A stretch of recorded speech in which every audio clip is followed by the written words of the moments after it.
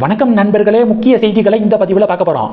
4 மாநிலங்களுக்கான பாஜக மாநில தலைவர்கள் மாற்றப்பட்டு புதியவர்கள் நியமிக்கப்பட்டிருக்காங்க. 4ல் 1 தமிழ்நாடாக இருந்தால் பரவாயில்ல, நயினாரை தூக்கிட்டு அண்ணாமலையை உள்ளே கொண்டு வந்தால் பரவாயில்ல அப்படின்னு ஒட்டுமொத்த தமிழக பாஜகவும் காத்திருக்கு. தொண்டர்கள் ஏக்கமாக காத்திருக்காங்க. ஆனால் இப்போது வரை தமிழ்நாடு லிஸ்ட்டில் வரல. அந்த 4 மாநிலங்கள் எது எது தெரியுமா? டெல்லி, பஞ்சாப், ஹரியானா, திரிபுரா. இந்த 4 மாநிலங்களுக்கான பாஜக தலைவர்கள் தான் மாற்றப்பட்டிருக்காங்க. இது ஒன்று. அடுத்த ஒரு வாரத்தில் கேபினெட் ரீஷஃபிள் இருக்கும் அப்படின்னு சொல்கிறாங்க.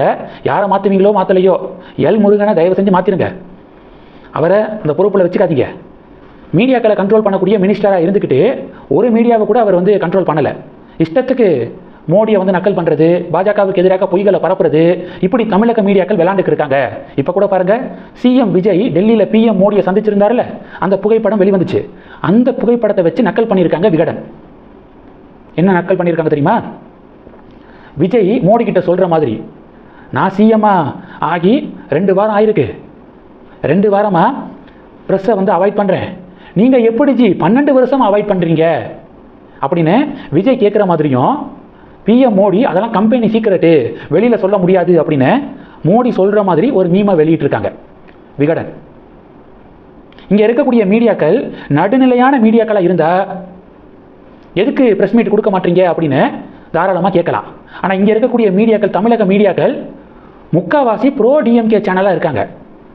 எம்கே ஸ்டாலின் முதல்வராக இருந்தபோது அவரை மடக்கிற மாதிரி ஏதாவது ஒரு மீடியா கேள்வி கேட்டிருக்காங்களா? ஸ்டாலின் என்ன பேசணும்னு நினைக்கிறாரோ அதை தான் பேசுவார். பத்திரிகையாளர் சந்திப்பில் எதிர்த்து ஒரு கேள்வியை கூட வைக்க மாட்டாங்க மீடியாக்கள். இந்த மீடியாக்களுக்கு ப்ரெஸ் மீட் கொடுக்கறதெல்லாம் அவசியம் இல்லை. சிஎம் விஜயுடைய ரூட்டு கரெக்டு தான் என்னையை பொறுத்த வரைக்கும். பிரதமர் மோடி அவர் சிஎம் விஜய் எப்போதுமே ப்ரெஸ் மீட் கொடுத்தது கிடையாது, அரசியல் கட்சி ஆரம்பித்ததுலேருந்து. ஆனால் மோடி அப்படி கிடையாது. மோடி பார்க்காத ப்ரெஸ் மீட் இல்லை. கடந்த காலத்தில் கட்சியை வளர்ப்பதற்காகவும் குஜராத்துடைய முதல்வராக இருந்தபோதும் அவ்வளவு ப்ரெஸ் மீட் கொடுத்தவர் மோடி. மோடி செய்தியாளர் சந்திப்பை கொடுக்காத வரைக்கும் காங்கிரஸுக்கு நல்லது. கொடுக்க ஆரம்பித்தாருன்னா காங்கிரஸ் இன்னும் டேமேஜ் ஆகும் அப்படிங்கிறது தான் யதார்த்தமான உண்மை. விகடன் எப்படி மீன் போட்டிருக்காங்க பார்த்தீங்களா? மீடியா மினிஸ்டர் எல் முருகன் என்ன ஆக்ஷன் எடுத்தார்? அதனால் கேபினெட் ரீஷஃபிள் அப்போ அவரை மாற்றிட்டு வேறு யாரையாவது போடுங்க அப்படின்னு நிறையா ஃபீட்பேக்ஸ் வருது.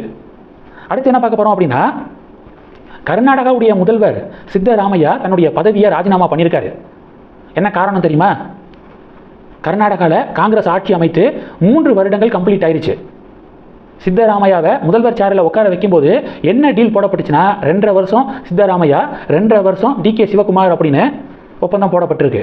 ஆனால் 3 வருஷத்தை கம்ப்ளீட் பண்ணியும் சித்தராமையா பொறுப்பை ரிசைன் பண்ணுற மாதிரி தெரியலை. உடனே டிகே சிவகுமார் ஆதரவு எம்எல்ஏக்களோட காங்கிரஸ் தலைமைக்கிட்ட முறையிட்டார்.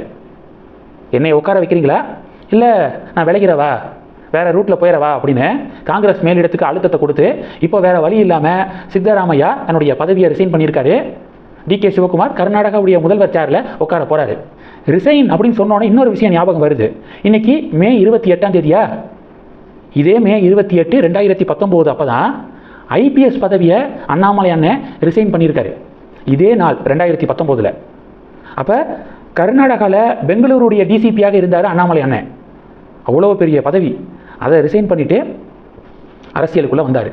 பதவி மேலே ஆசைப்பட்டிருந்தா கர்நாடகா பிஜேபியில் சேர்ந்துருப்பார், பெரிய பொறுப்புகள்லாம் பார்த்துருப்பாரு, பதவியில் போய் உட்காந்துருப்பாரு.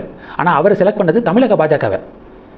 இதிலிருந்தே இந்த பதவி மேலெல்லாம் அவருக்கு விருப்பம் இல்லை. அவருக்கு ஒரு நோக்கம் இருக்குது. தமிழகத்தில் தான் பிறந்த மாநிலத்தில் பாஜகவை ஸ்ட்ராங்காக நிலைநிறுத்தணும் அப்படிங்கிற ஆசை, கனவு இருக்குது. அது தற்காலிகமாக நிறைவேறாமல் போகலாம், ஆனால் டெஃபினட்டாக எதிர்காலத்தில் அது ஒரு நாள் நடக்கும் அப்படின்னு பாஜக தொண்டர்கள் பதிவுகள் போடுறாங்க. சிஎம் விஜய் மோடியை சந்திச்சிருந்தார்ல, இதுக்கு முன்பாக தமிழக முதல்வராக இருந்த பலர் மோடியை சந்திச்சிருக்காங்க.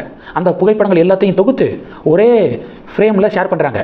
ஜெயலலிதா மோடியை சந்தித்தப்ப, அடுத்து ஓபிஎஸ் முதல்வராக இருந்தார், பிஎம் மோடியை சந்தித்த புகைப்படம், அடுத்து இபிஎஸ், ஸ்டாலின், இப்போ விஜய். லெஃப்ட் சைடு பார்த்தீங்கன்னா மாறிக்கிட்டே இருக்காங்க, ரைட் சைடு தலைவன் அப்பையிலேருந்து பிஎம் தான். எங்களுடைய ஆசை சிஎம்மாக விஜய் உட்கார்ந்துருக்கிற இந்த இடத்துல அண்ணாமலை அண்ணன் உட்காரணும்.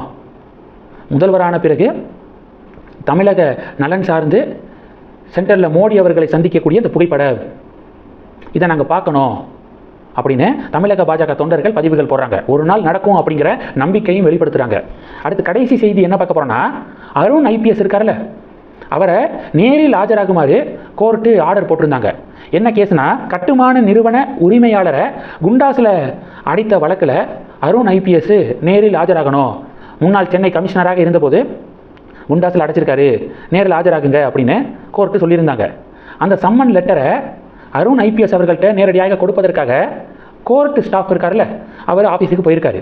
அப்போது அருண் ஐபிஎஸ் அவர்களுடைய அலுவலக ஊழியர் கோர்ட்டு ஸ்டாஃபை 2 மணி நேரத்துக்கு மேலாக வெயிட் பண்ண வச்சுருக்காரு அப்படின்னு ஒரு டிபேட்டு. அருண் ஐபிஎஸ் நேரடியாக ஆஜராயிருக்காரு நேற்று கோர்ட்டுடைய உத்தரவின் பேரில். அப்போ ஜஸ்டிஸ் ஜிஆர் சுவாமிநாதன் என்ன சொல்லியிருக்காரு, கோர்ட்டு ஸ்டாஃபை உங்களுடைய அலுவலக ஊழியர் 2 மணி நேரத்துக்கு மேலாக வெயிட் பண்ண வச்சுருக்காரு, அவரும் ஆஜராகணும், அது வரைக்கும் கேஸை ஒத்தி வைக்கிறேன் அப்படின்னு சொல்லிட்டு அருண் ஐபிஎஸ் ஆஜரான போதும் கேஸை ஒத்தி வச்சிருக்காரு ஜஸ்டிஸ் ஜிஆர் சுவாமிநாதன். அதிரடி காட்டியிருக்காரு. இந்த செய்திகள் எல்லாத்தையும் பற்றி உங்களுடைய பார்வைகளை மறக்காமல் கமெண்ட் பண்ணுங்கள். தொடர்ந்து கணக்கில் இருங்க. அடுத்தடுத்து நிறையா பதிவுகளை பார்க்க போகிறோம். நன்றி. ஜெய் ஹிந்த்.